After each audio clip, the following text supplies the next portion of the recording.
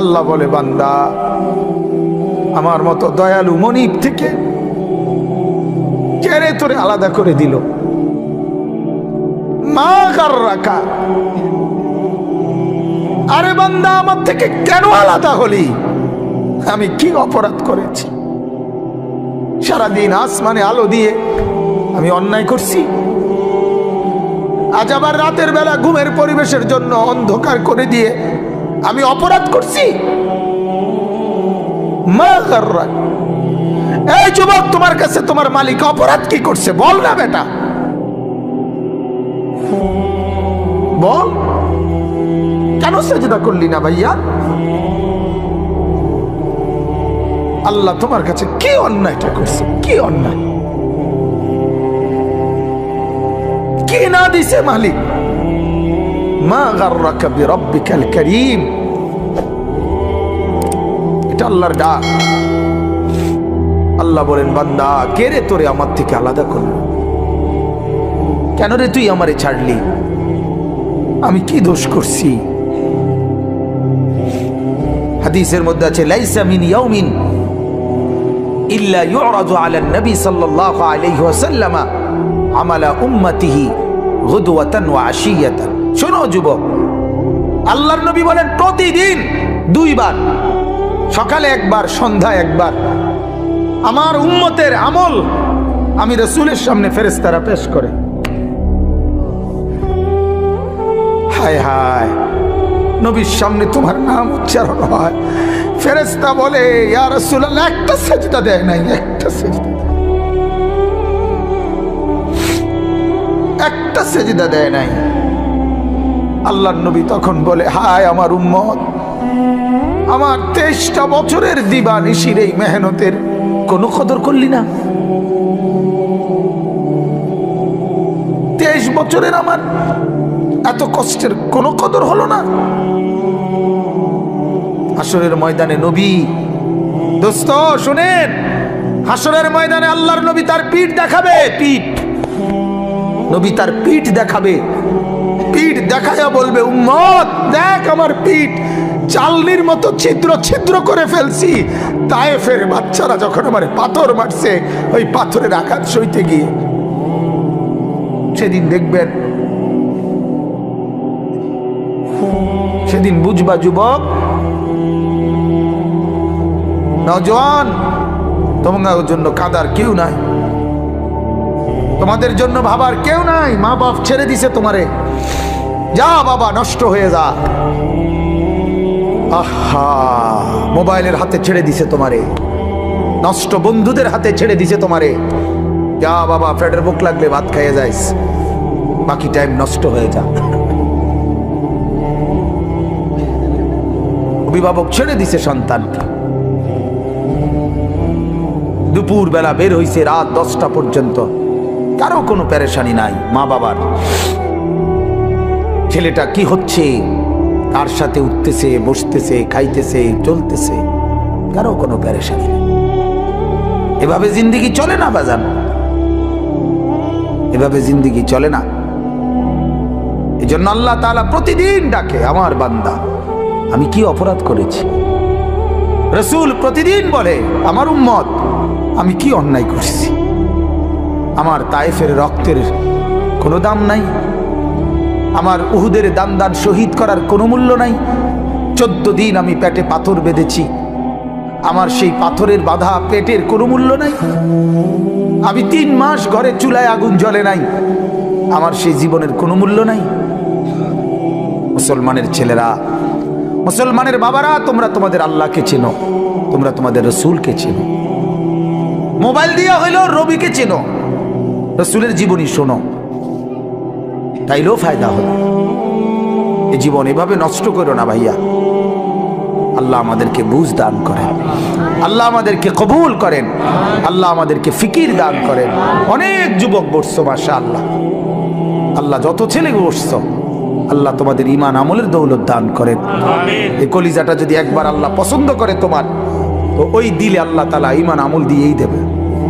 এজন্য তুমি আল্লাহর কাছে বলিও, আল্লাহ আপনি আমাকে আপনার জন্য গ্রহণ করেন, আপনার দ্বীনের জন্য গ্রহণ করেন। চলেন আমি যে আয়াত পড়ছি এই আয়াতে আল্লাহ তাআলা বলেন, সূরা আনফালের আয়াত, ইয়া আইয়ুহাল্লাযীনা আমানু। ওই পিছনে তাকায়ও না ভাইয়া, পিছনে তাকায়ও না, যে আসো আসো। ইয়া আইয়ুহাল্লাযীনা আমানু, হে ঈমানদারগণ। এটা আল্লাহর ডাক। কার ডাক? আল্লাহর ডাক। ইয়া আইয়ুহাল্লাযীনা আমানু, এটা আমার মালিকের ডাক। মালিকের এই ডাকে পৃথিবীর সবচেয়ে বেশি মায়া। সন্তান যখন, মা যখন সন্তানকে ডাকে, ওই ডাকে যেতটুকু মায়া, বাবা সন্তানকে ডাকলে যতটুকু মায়া, আল্লাহর কসম এই ডাকের মধ্যে গোটা পৃথিবীর সবচেয়ে বেশি মায়া এর মধ্যে। ইয়া আইয়ুহাল্লাযীনা আমানু, হে ঈমানওয়ালা। আল্লাহ বলেন, বান্দা তুমি কালেমা পড়েছ, তুমি নিজেকে মুসলমান পরিচয় দিয়েছ, আমি আল্লাহ খুশি হলাম, তোমার ঈমান গ্রহণ করে নিলাম। আমি আল্লাহ এই কারণেই তোমাকে ঈমানদার বলে ডাক দিলাম। এটা প্রমাণ করে যে আল্লাহ আমার ঈমান গ্রহণ করছে। বলেন আলহামদুলিল্লাহ। ইয়া আইয়ুহাল্লাযীনা আমানু, এই শব্দটি কোরআনুল কারীমের মধ্যে মোট 89 বার আছে। 89, 8, 9, 89 বার আল্লাহ তাআলা 89 বার আমাদের ঈমানদারদেরকে ডাক দিয়ে দিয়ে বলছেন। কি বলছেন? দারুণ কথা। আল্লাহ বলেন, বান্দা তোমার ঈমান আমি গ্রহণ করলাম, এজন্য তোমাকে ঈমানদার বলে ডাক দিলাম। এবার তোমারে এরকম ঈমানদার বলে ডাক দিয়ে কিছু আমলের কথা বললাম, এই কাজগুলো তুমি ঠিকমতো করবা, আমার জান্নাত আমি আল্লাহ তোমারে বুঝাই দেব। ঈমানওয়ালার জন্যই জান্নাত। জান্নাত আল্লাহ বানাইছেন কার জন্য? আমাদের জন্য। এই যে আপনারা যারা বসছেন এখানে, ছোট বড় একের বিশ্বাস আল্লাহ তাআলা জান্নাত বানাইছে আমাদের জন্য। কাদের জন্য ভাইয়া বলো না? আমার জন্য। এই তোমার জন্য, তোমার জন্য, তোমার জন্য, তোমার জন্য, তোমার জন্য। ওই যারে ধমক দিলাম দোস্ত, তোমার জন্য। রাগ হইও না, আল্লাহ তোমারে কবুল করেন, আল্লাহ তোমারে নামাজি বানায় দেন। কারোর প্রতি তো এমনি তো কোনো বিদ্বেষ নাই, ঠিক না ভাইয়া? কারোর সাথে কি কোনো আলাদা দুশ্মনী আছে কি? তো আল্লাহ তাআলা বলেন, ঈমান আমি গ্রহণ করলাম, ঈমানের বিনিময়ে জান্নাত। যত লোক ঈমানদার আল্লাহ তাআলা বলেন আমার জান্নাত তোমাদের জন্য। সুবহানাল্লাহ। ঈমানবিহীন জান্নাতে যাওয়ার কোনো কি নাই, সুযোগ নাই। জান্নাতে যাওয়ার জন্য প্রথম শর্ত হলো কি থাকা? ঈমান থাকা। ঈমান থাকা, ঈমান। একটা মজার কথা শুনেন, আমাদের খতিবে আজম মুনাজিরে জামান আল্লামা নুরুল ইসলাম অলিপুরি দামাত বারাকাতুহু হযরতের বয়ানে আমি শুনছি। হযরত বলেন, হাসরের ময়দানে আল্লাহ তাআলা প্রত্যেকটা বান্দার আমল মিজানের পাল্লার মধ্যে মাপবেন। এটা জানেননি? মিজানের পাল্লাতে যে আমাদের আমল মাপা হবে, এটা শুনছেন? এই মাপাটা কি রকম, এটা হুজুরের সবচেয়ে সুন্দর, আমি ওনার থেকে বুঝছি। হুজুরে বলেন যে এই মিজানের পাল্লায় ঈমানদারের নেক আমল আর ঈমানদারের আমল আল্লাহ তাআলা 2 বার মাপাইবেন। কয়বার? 1 নাম্বার হলো যে ঈমান, এটা যদি থাকে, কারো যদি 1 জাররা 1 বিন্দু পরিমাণও ঈমান থাকে, তাহলে এই ঈমান একটা নেক কর্ম, মানে এটা একটা নেক কাজ। ঈমানটাই একটা কি আমল? নেক আমল। কথা বুঝছেন? এটা একটা নেক কাজ। তো আল্লাহ পাক রব্বুল আলামিন এক পাল্লার মধ্যে তার পুরা জিন্দেগীর গুনাহ এটার মধ্যে উঠাবেন। আরেক পাল্লার মধ্যে প্রথমত শুধুমাত্র ঈমানটা, এটা একবারে বিন্দু পরিমাণ হোক, সরিষার দানা, মিসকালা হাব্বাতিন মিন খারদাল। কোরআনেও আছে, হাদিসেও আছে, আল্লাহ বলছে, নবীজিও বলছে, সরিষার দানা পরিমাণ ঈমানটুকু যারা আছে, এটাই আল্লাহ তাআলা আরেকটা পাল্লার মধ্যে ফেরেশতারা রাখবেন। তাহলে এক পাল্লার মধ্যে কি? গুনাহ। আরেক পাল্লার মধ্যে শুধু ঈমানটা। এই শুধু ঈমানটা রাখার কারণে গুনার পাল্লা যদি 7 আসমানের চাইতে ভারী হয়, গুনার পরিমাণ যদি 7টা পৃথিবী বরাবরও হয়, তারপরেও এই ঈমানের এই সামান্যটুকু সমস্ত গুনার পাল্লার চাইতে ঈমানের পাল্লা ভারী হবে। আর ফেরেশতা ঘোষণা দিবে, তুমি চিরস্থায়ী জাহান্নাম থেকে মুক্তি পাইলা। খুলুদ ফিন্নার, অর্থাৎ তুমি চিরস্থায়ী জাহান্নামী হবে না। এখন ফেরেশতা বলবে, তবে দাঁড়াও, তোমার ফয়সালা এখনো শেষ হয়েছে না। প্রথমত তুমি এই নিশ্চয়তা পাইলা যে তুমি চিরস্থায়ী কি না, জাহান্নামী না। তবে এখনই ডাইরেক্ট জান্নাতে যাইবা নাকি একটু ঘুরাইন লাগবো, এইটা একটু কাম বাকি আছে। তখন ওই ঈমানটাকে সরাইয়া তার বাকি যত নেক আমল, নামাজ, রোজা, হজ, যাকাত, ওযু, গোসল, দান, সাদাকা, জিকির, তাসবিহ, তেলাওয়াত, আরো নেক আমল আছে না, এই নেক আমলগুলো এবার ওই পাল্লাতে রাখা হবে।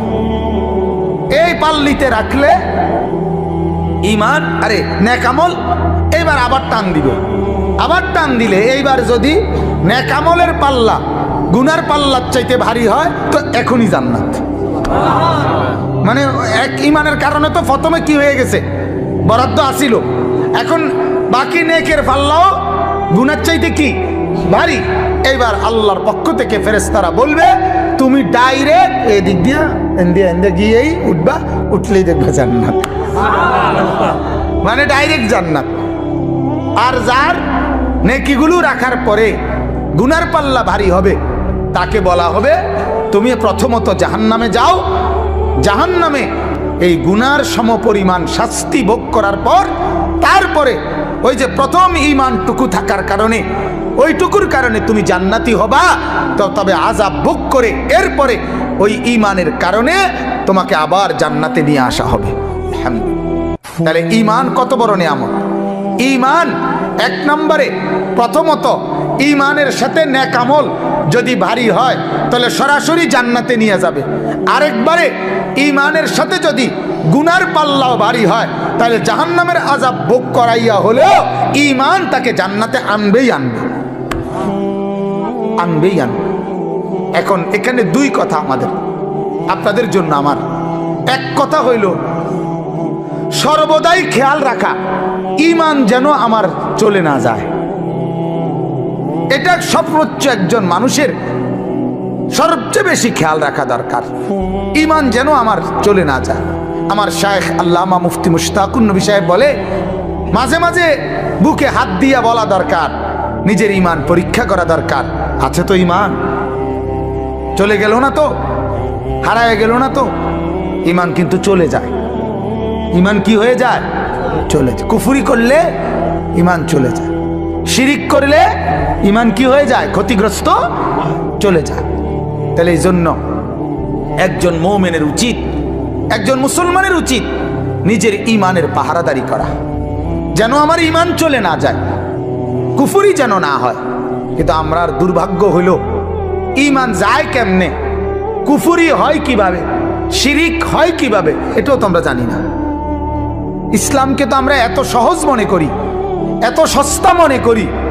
আমরা অনেক মানুষ মনে করে যে হুজুররা এত কিছু লইয়া কি করে।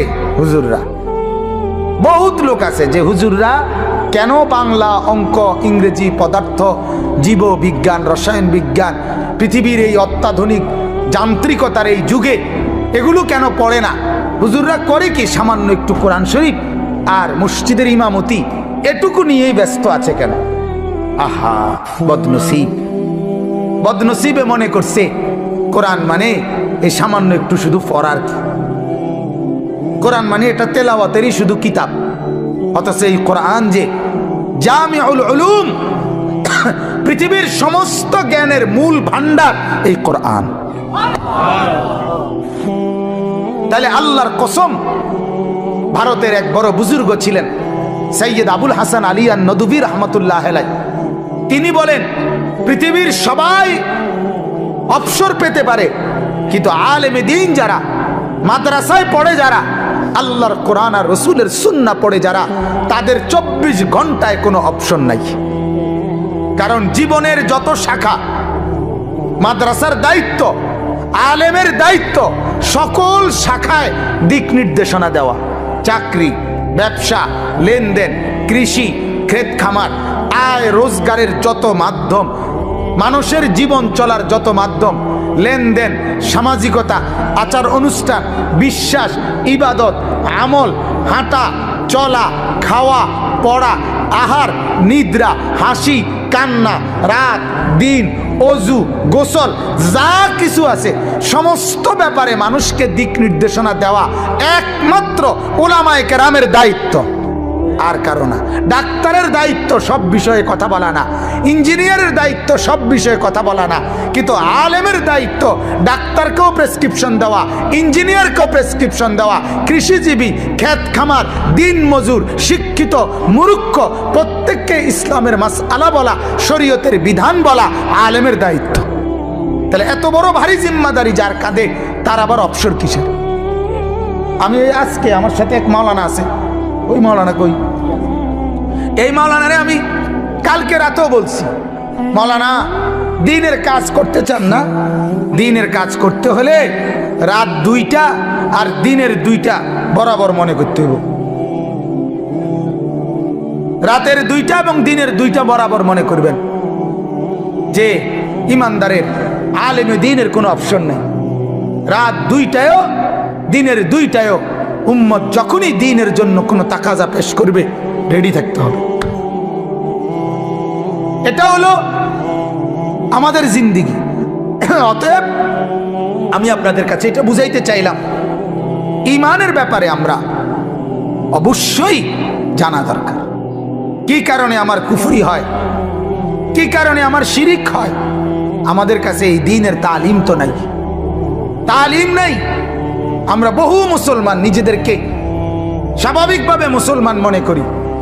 অনেক লোক আছে নিজেদেরকে নামাজিও মনে করে, নামাজ পড়েও মাশাআল্লাহ, কিন্তু নামাজের মাসআলা, ওযুর মাসআলা, হালাল হারামের মাসআলা, জায়েজ না জায়েজের মাসআলা, পাক নাফাকের মাসআলা, পবিত্রতা অপবিত্রতার মাসআলা, এগুলোর ব্যাপারে ফিকির নেই, কোনো ফিকির নেই। তাইলে আপনি ভাবেন, যদি এই ব্যাপারে ফিকিরে না থাকে, যদি কোনো আচরণে কোনো কথাবার্তায় আপনার কুফরি হয়, তখন আপনি তো জানেন না, আপনার ঈমান যে চলে গেছে আপনার তো খবরও নেই। বলেন নাউজুবিল্লাহ। এজন্য আমার ভাই, আল্লাহ পাক রব্বুল আলামিন আমাদেরকে বললেন, আমার বান্দা তোমার সবচেয়ে বড় নিয়ামত তোমার ঈমান, আর এটা যেহেতু তুমি পেয়েছো, আমি আল্লাহ খুশি হইছি, এজন্য তোমারে আমি তোমার পক্ষে, আমার পক্ষে ঈমানওয়ালা বলে ডাক দিছি। তুমি আমার দলভুক্ত, অতএব তুমি লক্ষ্য রাখবা আমার দল থেকে যেন তুমি ছুটে না যাও। আল্লাহ আমাদেরকে হেফাজত করেন। আমার ভাই, ঈমানের তালিম নেওয়া দরকার। এই যে দাওয়াত ও তাবলীগের সাথীরা সারা পৃথিবী জুড়ে ঈমান ও আমলের তালিম দেয়, সকাল দুপুর বিকেল রাত সারাক্ষণ একই কথা বলে। ভাই, ঈমানের মেহনত নিয়ে কথা বলা হবে, ঈমান আমলের মেহনত নিয়ে কথা বলা হবে। মানে কি? মানে বোঝা গেল ওরা 30 বছর 40 বছর পরেও এটা বোঝে ঈমানের মেহনত আজও দরকার। হাদিসের মধ্যে আছে, বুখারীর রিওয়ায়াত, সাহাবীরা একজন আরেকজনকে ডাকতেন, জিজ্ঞেস করে ডাকতেন আর বলতেন, ইজলিস বিনা, ইজলিস বিনা। এক সাহাবী আরেক সাহাবীকে ডাকতেন আর বলতেন, ভাইয়া একটু পাশে বসেন, নুমিনু সাআতান, কিছুক্ষণ ঈমানের কথা বলি। এই ঈমান এমন এক জিনিস, সাহাবীরা রাসূল থেকে ঈমান শিখছে। সাহাবীরা কালেমা পড়ছে কার হাতে? নবীজির হাতে। তবুও বলতেন একজন আরেকজনকে, ভাই বসেন, ঈমান বাড়াই, ঈমানের কথা বলি, ঈমানের আলোচনা করি, ঈমানের মুযাকারা করি। তাইলে আমার বলার উদ্দেশ্য হলো, আমরা যারা সর্বশ্রেণীর মুসলমান নিজেদেরকে দিনদার মনে করি, আমরা কিন্তু এটা লক্ষ্য রাখা দরকার আমার ঈমান যেন ছুটে না যায়। শুধু লা ইলাহা ইল্লাল্লাহ মুখে বলতে পারেন, এটাই যথেষ্ট না। আচরণে, কর্মে, বিশ্বাসে, লেনদেনে যেন কোনো কুফরি না হয়। বহু নাফরমান পাত্তর দিয়ে বাইর হইল, তার জবান দিয়ে মালিকের নাম বাইর হয় না। খানা খায় ঠিকই, বহু বদনসিব মসজিদের সামনে দিয়ে হাইটা জায়গা, সেজদা তার কপালে জোটে না। বহু চা দোকানদার, তার চোখের সামনে মসজিদ, ঠিক মসজিদ বরাবর তার দোকান। এই ডাকাইতের দোকানে বইয়া মানুষে চা খাইয়া নামাজ পড়ে, যে ডাকাইতে নিজে সেজদা দেয় না। আছে না এমন? হ্যাঁ, এটা নসিব। আল্লাহ যাকে পছন্দ করে, ইচ্ছে করে, মালিক যাকে দয়া করে, তাকে আল্লাহর কথা শুনবার, বলবার, বুঝবার, মানবার তৌফিক দেয়। বিশ্বাস করেন, এটা অনেক বড় নিয়ামত। এটা কোরআনের আয়াত, ফামান ইউরিদিল্লাহু আন ইয়াহদিয়াহু ইয়াশরাহ সাদরাহু লিল ইসলাম। আল্লাহ বলেন, আমি যাকে সিদ্ধান্ত নেই হেদায়েত দেব, আমি আল্লাহ তার দিল ইসলামের জন্য খুলে দেই। এটা আল্লাহর ফয়সালা হয়। আল্লাহ সিদ্ধান্ত নেয় তারে আমি দিনদার বানাবো, তারে দিনদার বানাবো। উমর রাদিয়াল্লাহু তাআলা আনহু, উনি ফয়সালা নিছে, উনি নবীজির গর্দান নিবে, চোখ লাল, বুকের মধ্যে রাগ, হাতে তলোয়ার। ওনার সিদ্ধান্ত নবীজিকে হত্যা করবে। আল্লাহ বলে, আমার সিদ্ধান্ত তোরে হেদায়েত দেবো, আয় আউগা। ঠিক কিনা বলেন না কেন? আল্লাহর সিদ্ধান্ত আরেক রকম। তো মালিক বলে, আও আগাও আগাও, সাই জামা জুমা বদলাইও না, এলো। এই অবস্থাতে রব্বুল আলামিন হেদায়েত দিছে। সুবহানাল্লাহ। ইয়া মুকাল্লিবাল কুলুব সাব্বিত কলবি আলা দীনি। এই দোয়ার মধ্যে ব্যাখ্যায় আছে, নবীজি বলছে, প্রতিটা মানুষের কলব, দিল আল্লাহর কুদরতি দুই আঙ্গুলের মাঝে থাকে।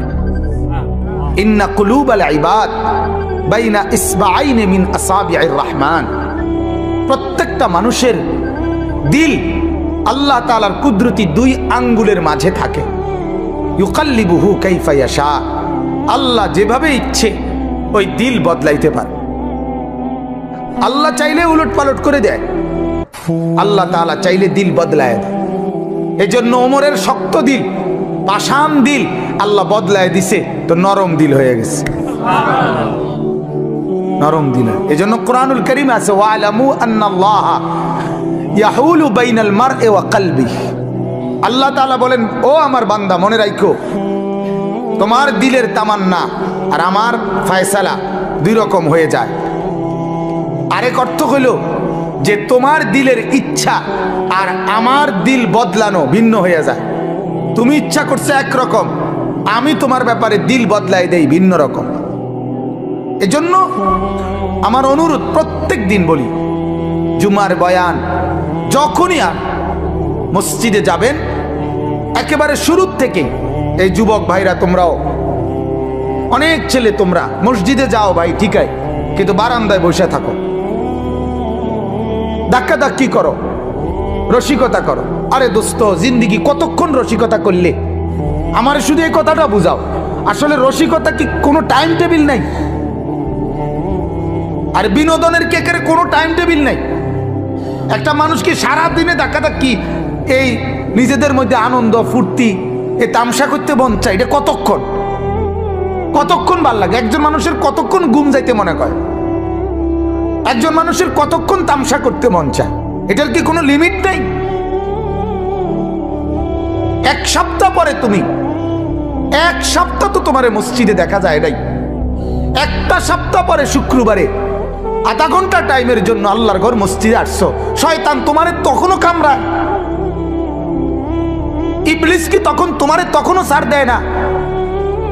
তখনও তুমি বারান্দাত বসে বসে ধাক্কা ধাক্কি করো, ঠেলাঠেলি করো। আশ্চর্য কথা। তাহলে আল্লাহর কথা কখন শুনবা ভাইয়া? আখিরাতের কথা কখন শুনবা? কেমনে বললে বুঝবা? কিভাবে বললে বুঝবে এরা? অনেক মুরব্বী আছে, এই মুরব্বী, অনেক কিছু মুরব্বীরও আছে বদ অভ্যাস, বসে বসে মসজিদে গিয়া ইমাম সাহেব জুমার বয়ান করে, সামনের কাতার দখল করে থাকে, কিন্তু বইয়ে বইয়ে এমন জিমায়, এরম করে বইয়ে বইয়া জিমায়। জিমান কেন? আমার মসজিদে থাকে কোনো বুড়া, 200 বছরের বুড়াও জিমাইতারে। জিমানির সিস্টেমে নাই, ডরেও তো চোখ বন্ধ করে না, শতবোধ নাই। শতবোধ করবে কেন? আপনি আসছেন আল্লাহর ঘরে, শুনবেন না কেন? মনোযোগী হবেন না কেন? আমি একদিন এক মুরব্বির গেছি, আপনি বলেন প্রতিদিন 1টার দিকে 12:30 1টার সময় আপনার ঘুমাননি? শনিবার, রবিবার, সোমবার, মঙ্গলবার, বুধবার, বৃহস্পতিবার না হুজুর শুক্রবারে ঘুম যাতা দেয় কেন? কি ব্যাপার? ঘটনাটা কি? গাফলত, খামখেয়ালি। আল্লাহ আমাদেরকে মাফ করে দেন। আমার ভাই, আল্লাহ তাআলা এটাই জন্য বলেন, ওয়ালাউ আলিমাল্লাহু ফীহিম খায়রান লা আসমাআহুম ওয়ালাউ আসমাআহুম লাতাওয়াল্লাউ ওয়া হুম মু'রিদুন। আল্লাহ তাআলা এটা বহুত বড় ইহসান মালিকের। আল্লাহ বলেন আমি চাইলে শুনাই, আমি মহব্বত করলে হেদায়েত দেই, আমি আল্লাহ পছন্দ করলে আমার রাস্তায় টেনে নিয়ে আসি। আল্লাহু ইয়াজতাবি ইলাইহি মান ইয়াশা। আল্লাহ বলেন আমি যাকে পছন্দ করি, ইচ্ছে করি, আমি তাকে টেনে, জজব মানে হলো টাইনা নিয়ে আসা, আকর্ষণ করে আমি আমার দিকে নিয়ে আসি। সুবহানাল্লাহ। সে যায় উল্টো দিকে, আমি আল্লাহ টেনে নিয়ে আসি আমার দিকে। সুবহানাল্লাহ। আরেকটা হলো ওয়াহদি ইলাইহি মান ইউনিব। আল্লাহ বলেন আমার রাস্তায় একটু যদি কেউ আগায়, আমি আল্লাহ তার চাইতে বেশি গতিতে আমি আল্লাহ তাআলা তাকে এগিয়ে হেদায়েত দিয়ে দেই। সুবহানাল্লাহ। এটার উদাহরণ আমরা ওস্তাদদের মুখে এভাবে শুনছি যে মা যখন তার ছোট ছেলেকে হাঁটা শিখায়, বাচ্চাকে, তখন মা একটু দূরে বাচ্চাটাকে দাঁড় করাইয়া এরপরে এই পাশ থেকে মা বলে আব্বু আসো, আসো আসো আব্বু একটু একটু আসো।